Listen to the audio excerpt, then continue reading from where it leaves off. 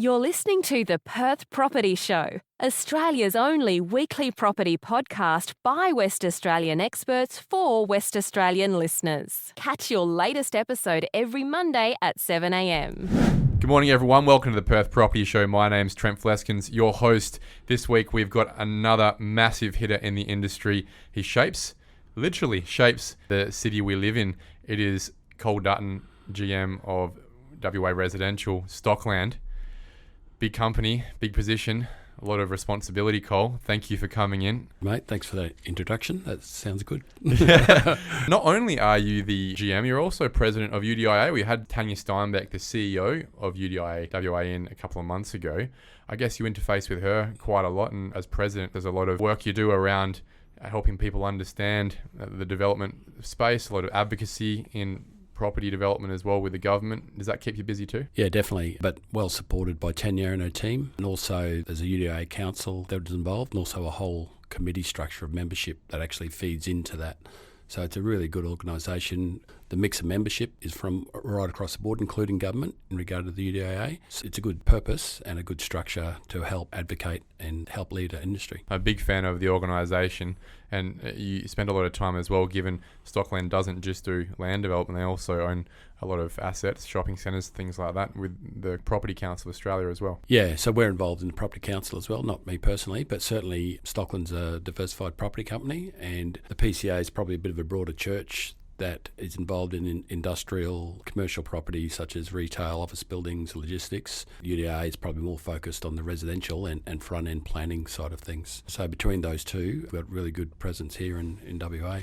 We will spend a lot of time talking about Stockland, talking about land development, talking about the planning system, ways to solve our housing shortage crisis in Western Australia. But first, as we do with our big hitters, we talk about you. Yep. We go right back to when you were a little nipper over on the other side of the country. You're a Queenslander, another Queenslander in Western Australia, shaping West Australian property. Yeah. I came to WA about 11 years ago, but certainly I grew up in Brisbane in the 60s and 70s and moved to the Gold Coast in the 90s.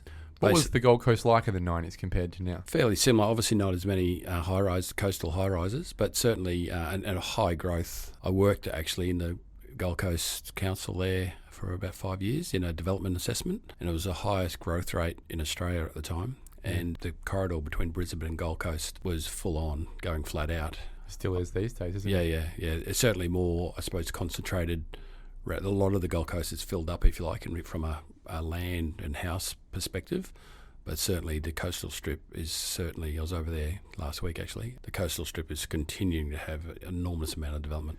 And look, I want to talk about you personally. Let's not forget to go back to that. But isn't it interesting to see the dichotomy, the Gold Coast with your 20, 30, 40-storey apartment buildings and the strip between that and Brisbane.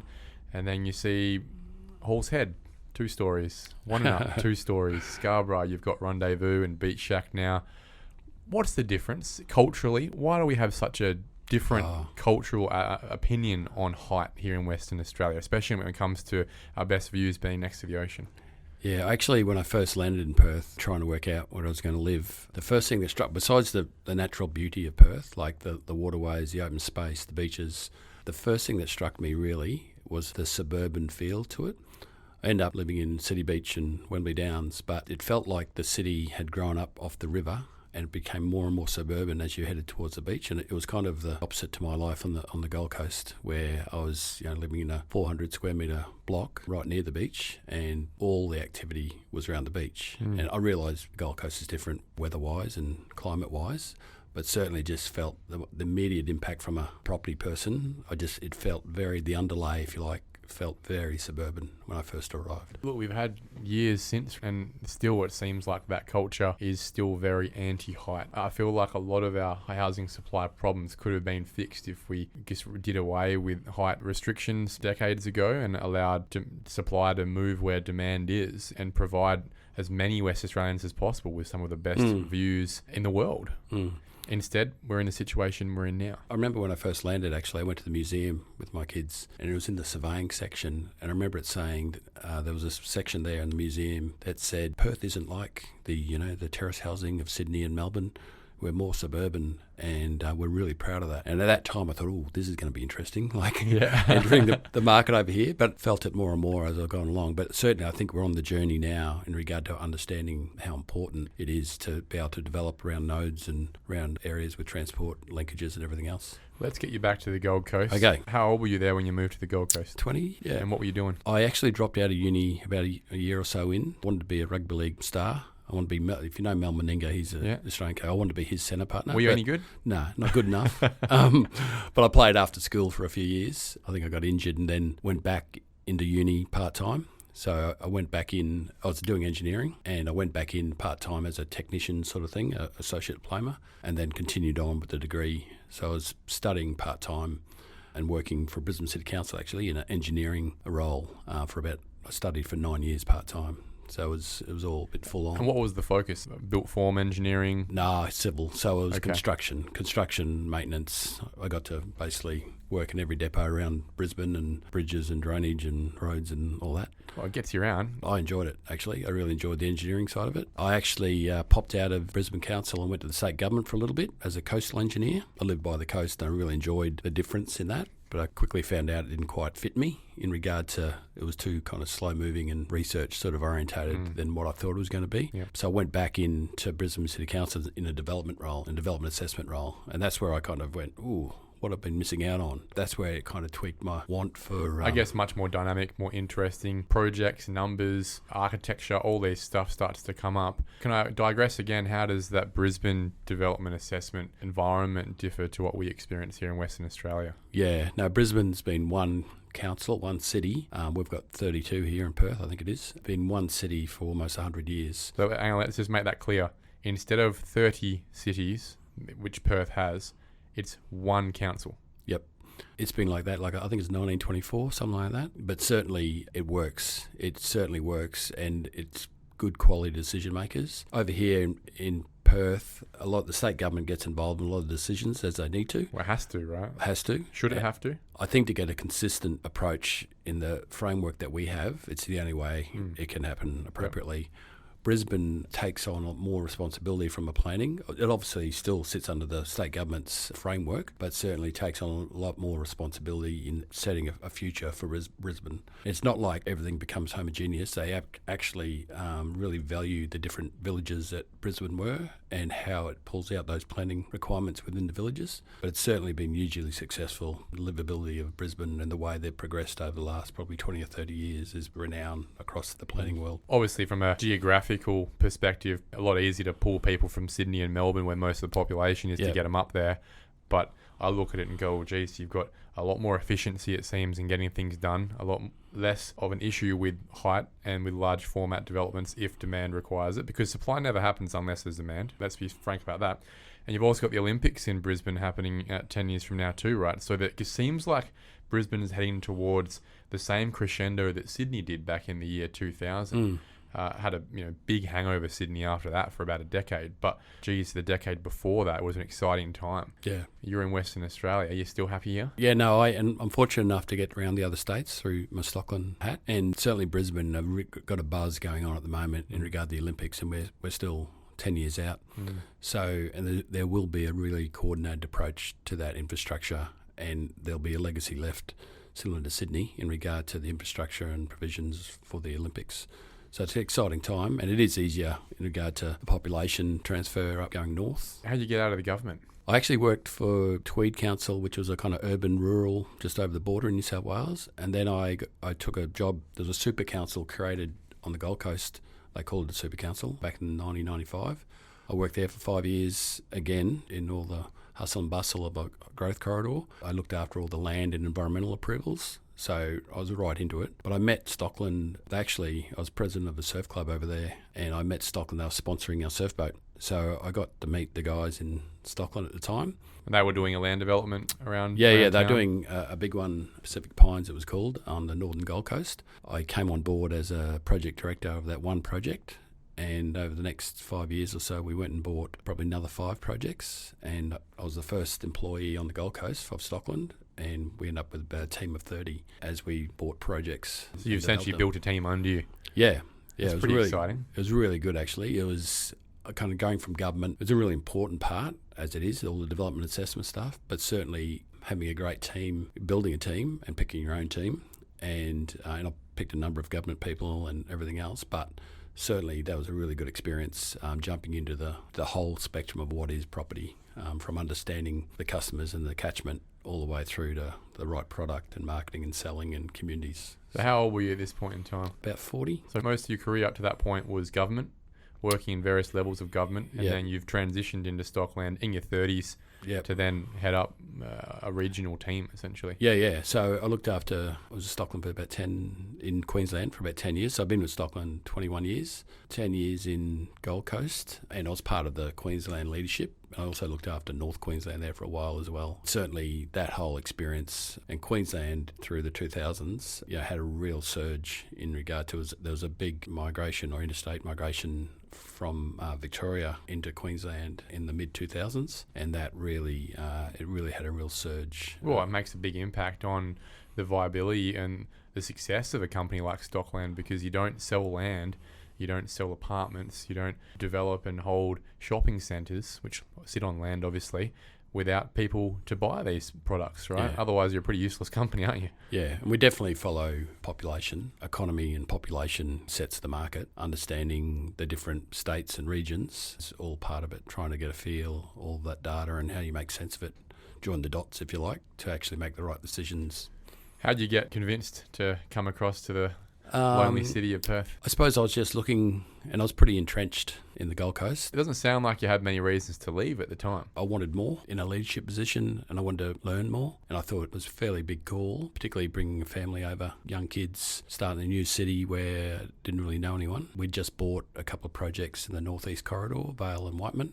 Basically, the volume of the business, as in sales, was going to double, and the team was going to be similar in size. I think I was confident because I'd done a similar thing with the Gold Coast team, but I was coming into an existing team over here. Their own processes, their own culture. Yeah. And the systems, planning environment you have to relearn. Yeah. No, and that's, I enjoy learning. I continue to enjoy learning and, having a go at You still learning? different things. Oh, definitely. And not just mechanics and processes or whatever, but certainly in regard to leadership and teams and staying on the ball and trying to understand, the housing supply or the housing discussion at the moment. It's morphing quite quickly, I think. And that's a learning space. I think we as an industry need to learn and help influence it. It's so dynamic at the moment. Before we move off to Stockland, I would like to have, a more direct question to you. Start to think about the 20-year-old, the 25-year-old in a junior planning or valuations or development management position. What are the critical steps to getting to the top of your game, getting into the top of the game in Western Australia when it comes to property development? For Nathan, it was loyalty to his company, it was delivering. For me, the purpose of Stockland, the purpose is a big word, and I think it just aligned with what I felt good about, creating things, being part of a team, being empowered to make decisions and getting on with it. So it felt right. Obviously, I was very statutory planning, sort of development assessment focused prior to that, and it's a really important part. But the wider industry and understanding how it all fits together. I remember when I was a few weeks in, having joined Stockland, I remember sitting out in the project with all these big yellow trucks moving, and it felt like a little boy again. Yeah, overwhelming. It was like, what have I got into? Yeah, it was like I was a little, 7-year-old under the mango tree doing matchbox cars, creating cities, which I used to do. Yeah. So it was just at a bigger scale. So it was like, to me, keep an eye out for your passion. Make sure you're on purpose or who you work for aligns with your purpose. And I think Stockland, that kind of clicked with me from day one. Well, a few weeks in, I thought, yep, I made the right decision here and kept going. So the quicker you can align your work with what you feel your purpose is, it makes life and work a lot easier and makes succeeding a lot easier. I think it's self-awareness as well. Like, make sure when you feel passionate about something, make sure you voice it and you identify it. And be genuine. For me, you don't try and be something you're not. Work out where you're heading personally and also how to lead properly. Well, also, I think you still have to deliver. At the end of the day, you didn't just go from working in Brisbane Council and one day you were leading a massive team at Stockland or leading a state division at Stockland. You had to deliver on projects in between as well. Yeah, you got to be results orientated. Make your boss money. Well, definitely. To me, there's kind of three parts to it. There's the delivering, the results orientated, make sure you do that appropriately. the stakeholder stuff, both internally within the company, but also externally with the politicians, departments, state government departments and others. And then there's the people sort of leadership part. Make sure you're concentrating on making sure you've got a good team and got the right people and you're leading them. So what's your day-to-day? What does the day-to-day look like for the GM of Stockland and WA? There's probably 3 phases to it. There's very much an operational phase in regard to the projects that you have operational, ones you're about to launch, and the longer-term ones, the pipeline ones that you're trying to get ready for the next few years. So making sure your projects are ticking along every day? Yeah, Putting definitely. out fires? We very much focus on ownership at the project level. So hopefully the likes of me are just tapping them along in the right direction rather than putting out too many fires. Yourself, but, yeah, you kind of dive in and dive out. But certainly that's, to me, the beauty of our structure is I have a kind of a leadership group that I heavily rely on. But all at the project level, we have the development managers, the project managers, the marketing, the sales, the community relations people that really drive the project. And that's where you win and lose at the project level. So it's that, and also I suppose buying into the future, more strategic view of where you buy, what types of products will go into that project is constant. Product continues to change and evolve, and staying in front of that. So that's the first phase of your day? Yep. There's a wider Stockland focus and strategy in regard to where Stockland's heading, and I'm the state GM. My responsibility is to make sure, I understand it and contribute and influence, but also make sure my team gets a legible read on that and feel part of something bigger.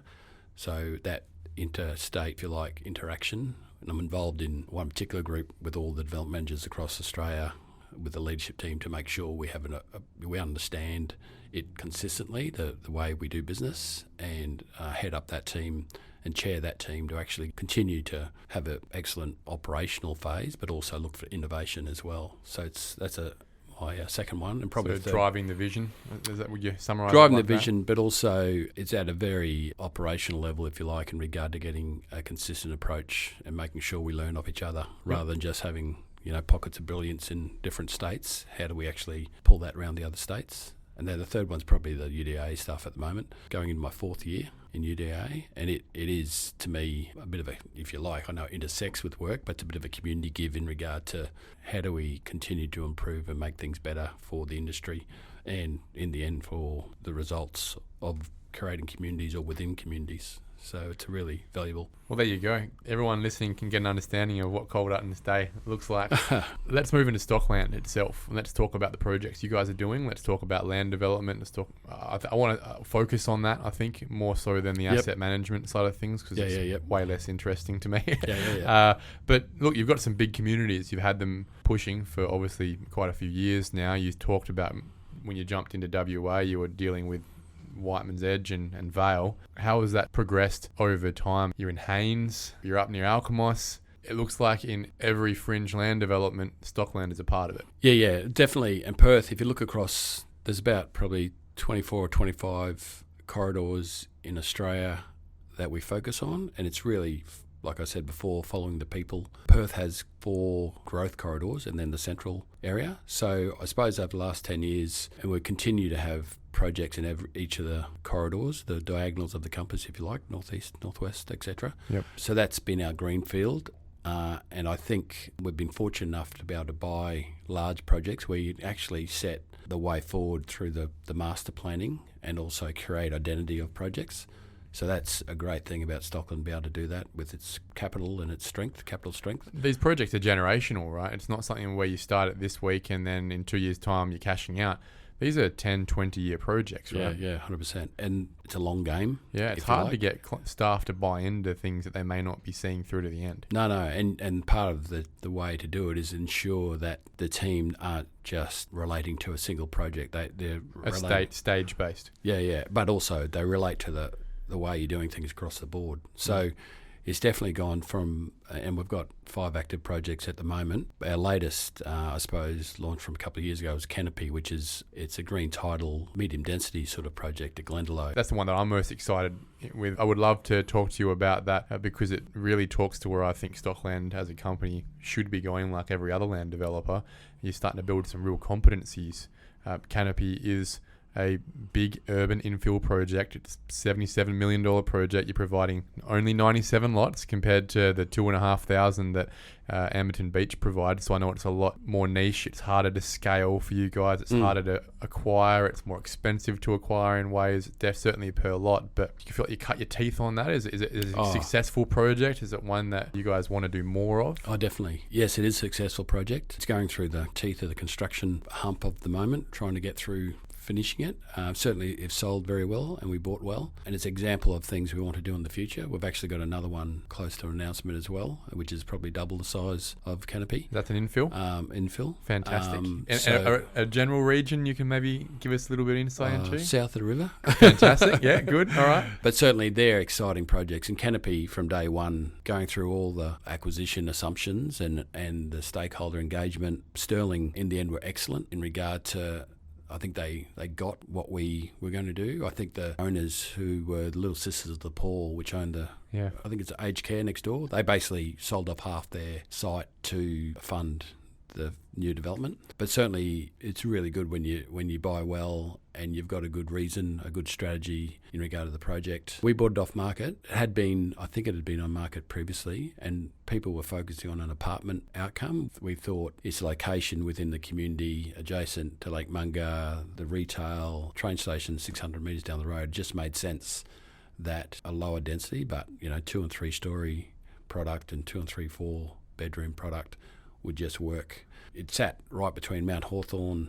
and Wembley, and Glendalough, had a bit of a mixed reputation, I suppose, because of a different product in there. Good way of saying pretty of a negative reputation. It's old flat central, right? Because the old BGC flats through Glendalough, and they were pretty low socioeconomic, which stands out like dog's balls, really, because you look at the rest of the suburbs around there. You've mentioned them, Mount Hawthorn, you've got Wembley, West Leederville. These are pretty affluent suburbs, and then you've just got this stain on the area. And what you've done there is you're rejuvenating it, bringing a brand new segment into the market.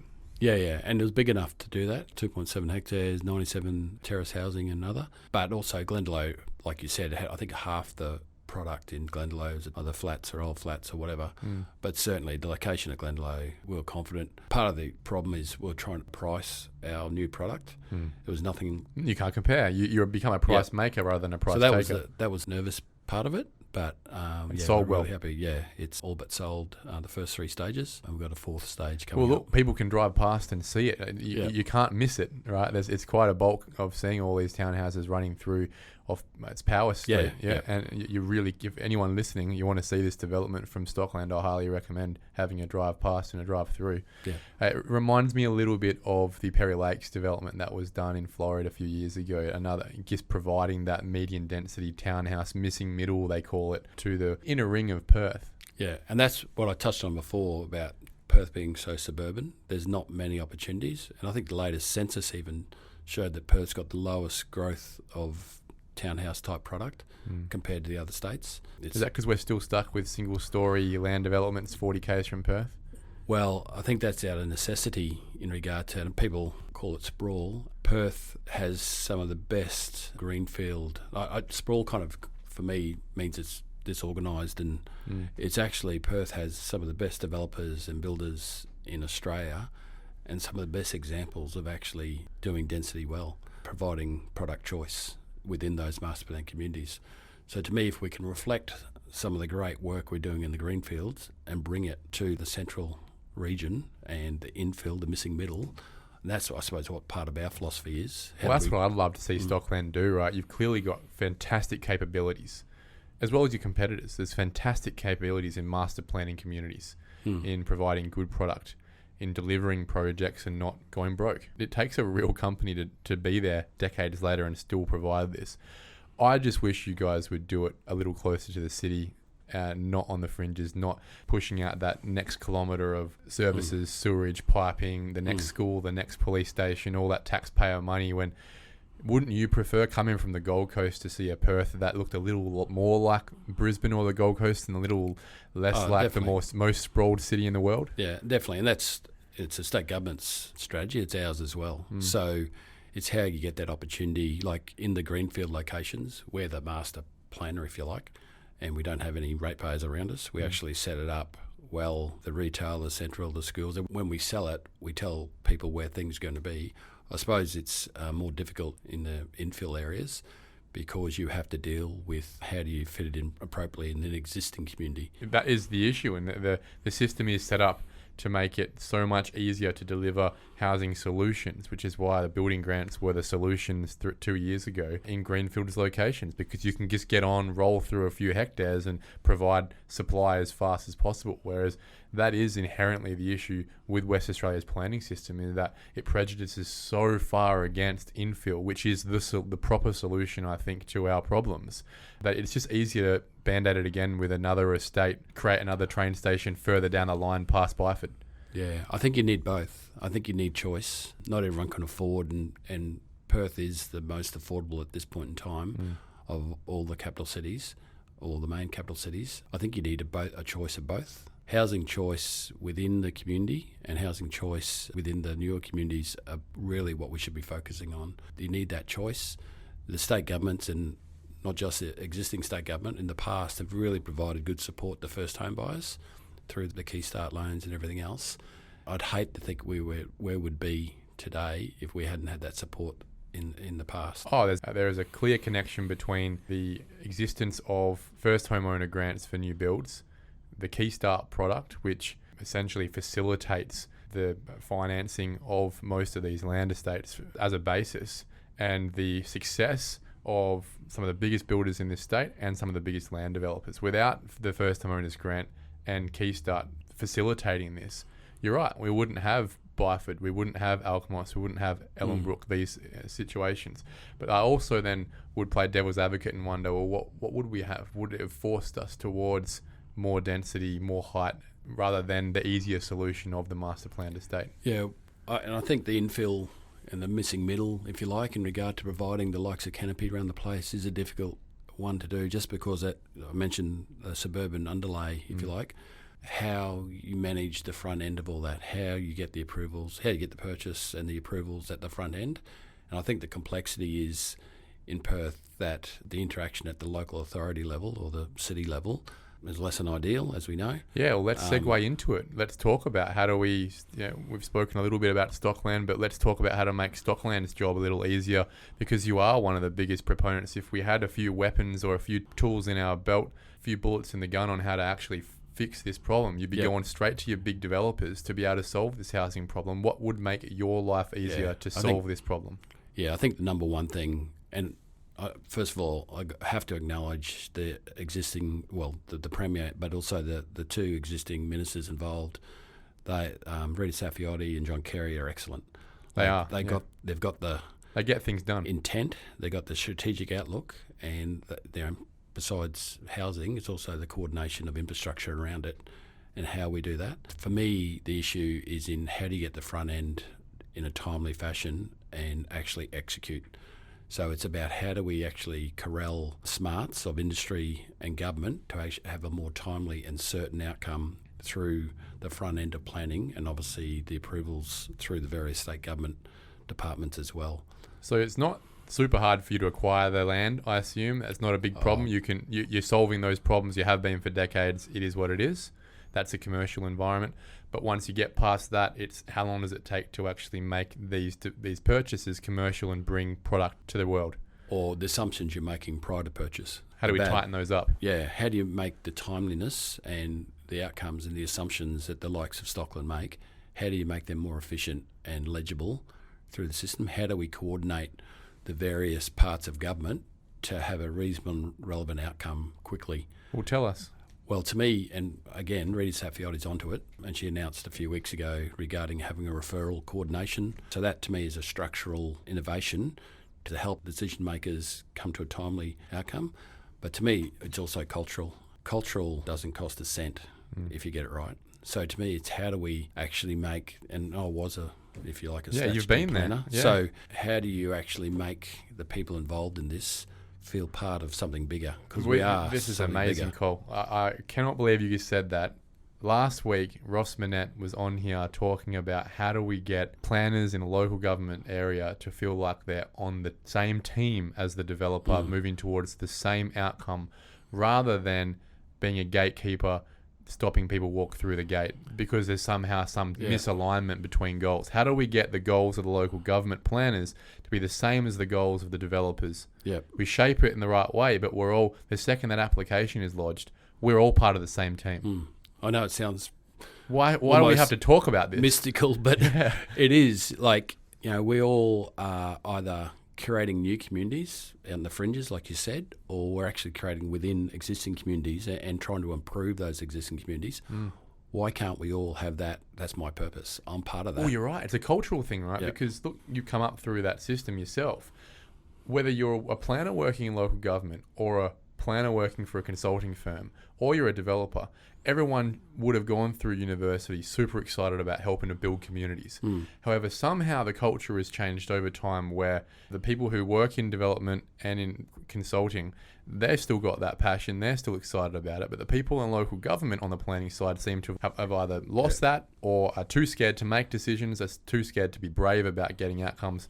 There are just as many good as there are frustrating, I think, because of who's paying the bills, and that's the council. And most councils, especially in an urban infill situation, are not too progressive when it comes to providing more housing supply. Not in my backyard, thank you. Yeah. And I think frustration is probably the number one emotion that comes to me. I know the government, the community, the likes of us, the developers, we can do better. That's the bit that frustrates me the most. We can actually set a better path, but it comes down to individuals and their leaders and the leaders themselves, including me, to actually help mould that. And I think it's a never-ending. I think the UDA, for example, I think it's 50 years this year in WA. It's a constant grind, and surely we can change it. How long does it take? Let's just put it on the table here. Let's say you've just bought 30 hectares somewhere, right? It's enough to create a bit of a suburb, get things moving at least. From the day that you paid that first deposit, how long would it take to break dirt and start putting down your first services? Yeah, depends on the issues on the piece of dirt and what you've bought it on, but I'll easily say it'd be at least 4 or 5 years.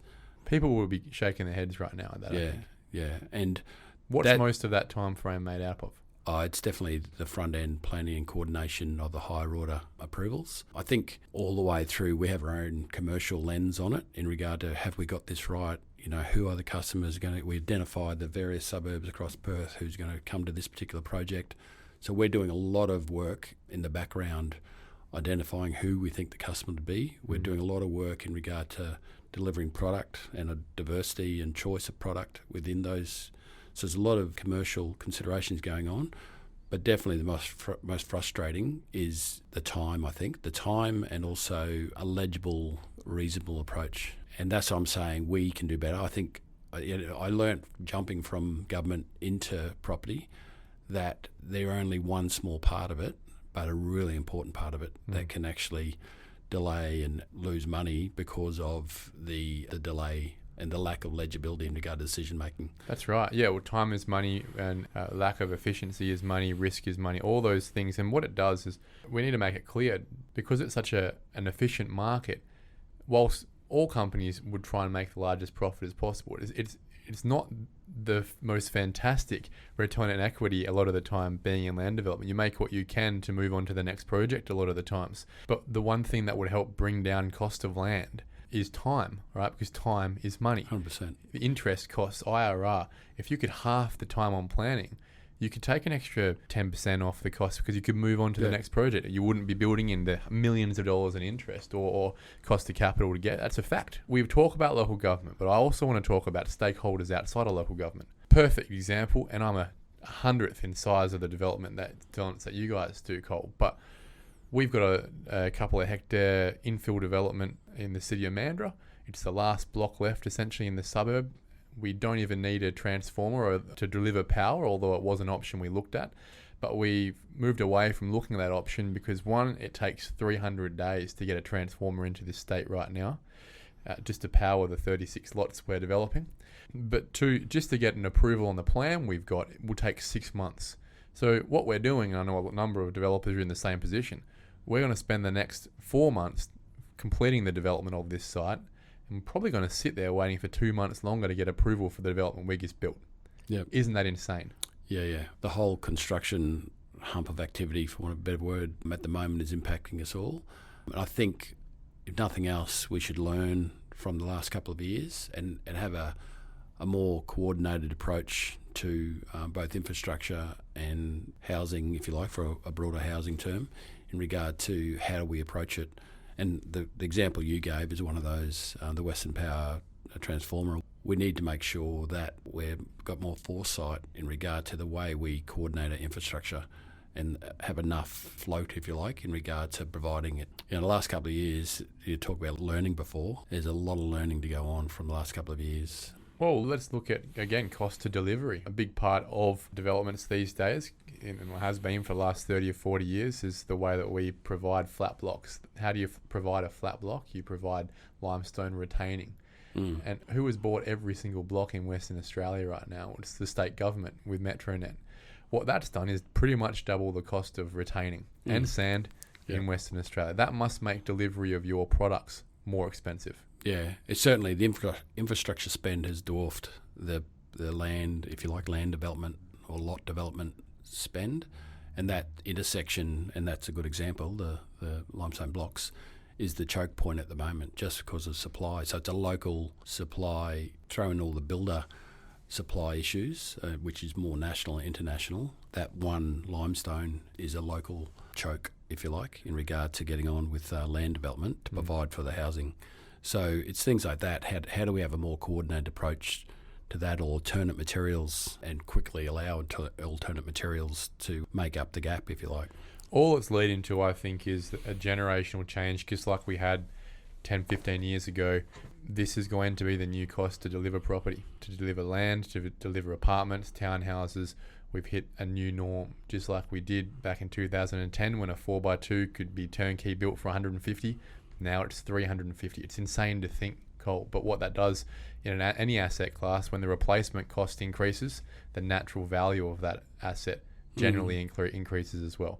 Housing is just going to get more and more expensive, isn't it, over the years? I do think we're going through a real peak in cost of housing, for example, at the moment. Like looking across states, we in the last 2 years have been in the mid 40% in house construction increase over the 2 years, whereas interstate it's been like low 20%. And I think the whole of Australia went through the materials, most of the materials shortage, but certainly the isolated nature in regard to us at capacity. And our supply chains. Yeah, supply chains, but also labour, trades and everything has really impacted us. We're working through it now. Certainly, how do you get that coordinated approach into the future? How do you provide for a longer term view in regard to bringing on the apprentices and trades? And let's not get caught again, essentially, like we have. Yeah.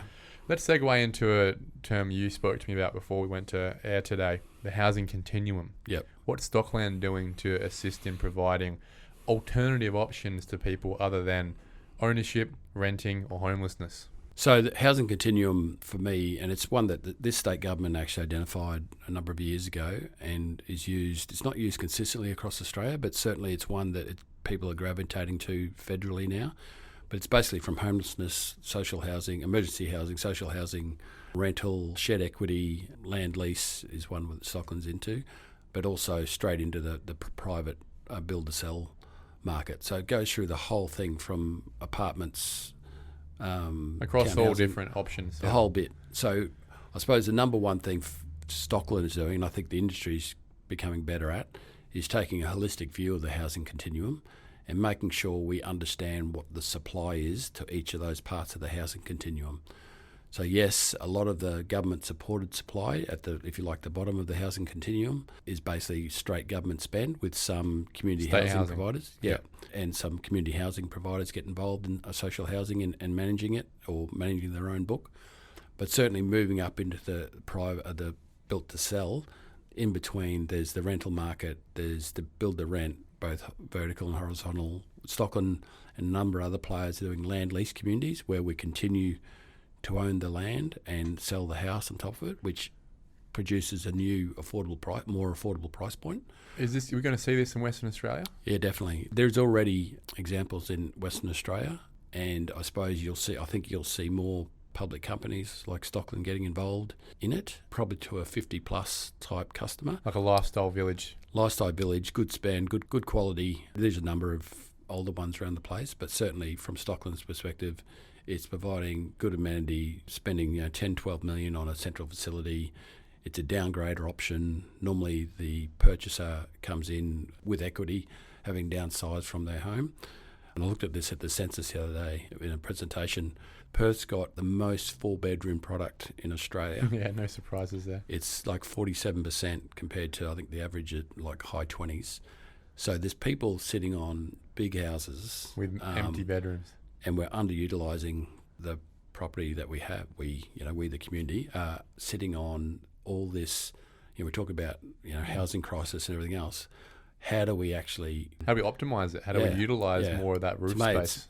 It's giving them options to move into, and also obviously the hurdle of stamp duty is a huge one. So could we see a situation, and this might be a silly question, but Stockland provide a master planned community, and on the one street we've got 2 blocks of land that have been sold as blocks of land, a couple of blocks of land that have been sold as house and land packages, a build to rent, a land lease, all on the same street. Is that ever going to be possible to see that level of variety, or will they be more like villages or I think a lifestyle village? It'll be more villages within a master plan community. I don't know about the same street, or it's a long street, but but what you just described, I think, is where we're heading. And I think the likes of Stockland, we're definitely looking at how we help the housing focus and right across the board, from apartments all the way through to shared equity, land lease communities, and obviously rental solutions as well, in addition to the build to sell stuff.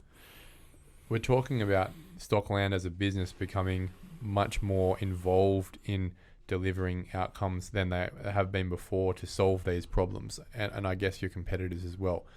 The last thing I would want to talk about, I guess, is educating the public about what it is that businesses like you guys do, and making it a little bit less demonised as, that big land developer or that big apartment developer.